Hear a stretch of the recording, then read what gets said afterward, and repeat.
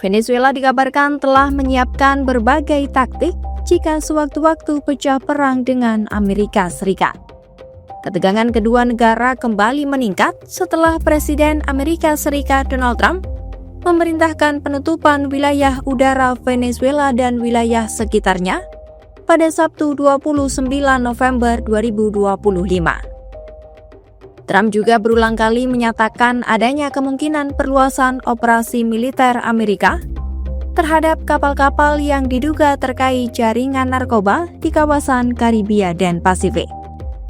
Situasi ini membuat skenario perang semakin serius dipertimbangkan oleh Caracas, meski sebelumnya sempat muncul kabar adanya komunikasi langsung antara Trump dan Presiden Venezuela Nicolas Maduro. Reuters melaporkan, Venezuela kini menyusun langkah-langkah perlawanan jika konfrontasi militer dengan Amerika tak lagi bisa dihindari. Disebut ada dua skenario utama yang sudah disiapkan Venezuela jika perang benar-benar pecah. Skenario pertama adalah perang gerilya berkepanjangan. Lebih dari 280 titik kecil penyebaran pasukan telah disiapkan untuk menjalankan sabotase, penyergapan, dan taktik gerilya lainnya.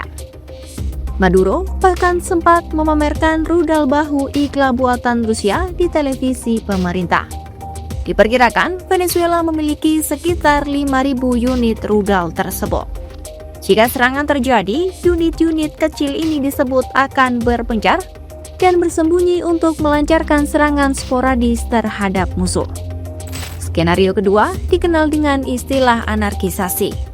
Meski tidak diakui secara resmi, laporan menyebutkan kelompok intelijen dan simpatisan bersenjata dari partai penguasa berpotensi dikerahkan untuk menciptakan kekacauan di dalam negeri, khususnya di ibu kota Caracas. Tujuannya membuat situasi negara menjadi tidak terkendali dan menyulitkan intervensi asing. Selain itu, terdapat pula kelompok bersenjata independen yang beroperasi di Venezuela. Gerilyawan Kolombia dari kelompok Tentara Pembebasan Nasional atau ELN diketahui aktif di wilayah barat Venezuela yang juga menjadi salah satu pusat produksi tanaman koka. Sementara itu, kelompok pro-pemerintah yang dikenal sebagai Kolektivos kerap terlihat berkonvoi dengan sepeda motor dan dituding ikut membawa senjata saat menghadapi aksi demonstran. Meski disebut telah menyiapkan strategi perang, jika dibandingkan kekuatan militer Venezuela, jelas berada jauh di bawah Amerika Serikat.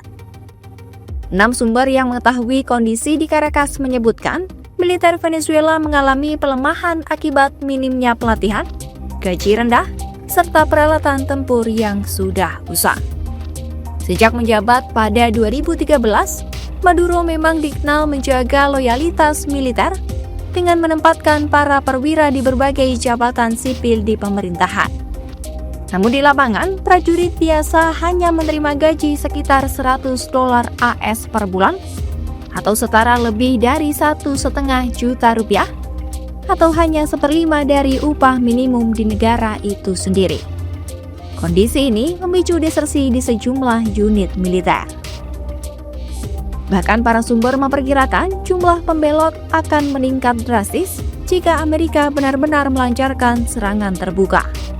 Dalam beberapa tahun terakhir, pengalaman tempur militer Venezuela juga dinilai tidak memadai. Sebagian besar pasukan hanya dikerahkan untuk mengamankan demonstrasi dan mengendalikan protes sipil, bukan untuk menghadapi perang skala besar. Maduro sendiri pernah mengeklaim ada 8 juta warga sipil yang telah dilatih sebagai milisi. Namun jumlah yang benar-benar siap bertempur, termasuk personel intelijen, simpatisan bersenjata, serta anggota milisi terorganisir, diperkirakan hanya ribuan orang.